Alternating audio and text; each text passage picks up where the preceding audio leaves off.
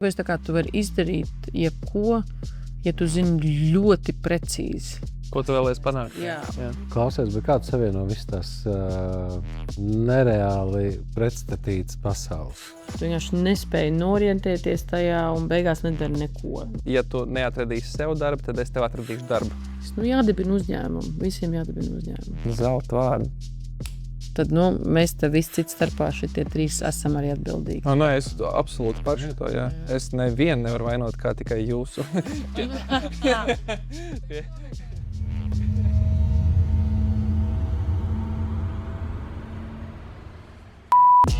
Bet klausies! Zane Čulkstēna. Sarunā kopā ar Kristapu Cīruli un Igoru Uhaņu, cilvēku kapitāla un laikmatīgās mākslas eksperte, kas vienlīdz labi orientējas gan karjeru izglītībā, gan nakts filozofijā.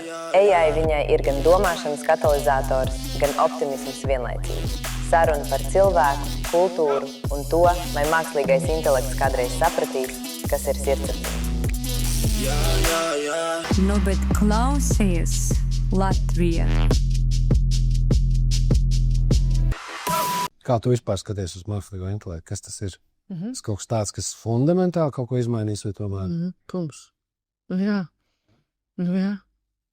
Skaidrs, labi beidzam. Es domāju, ka tu esi...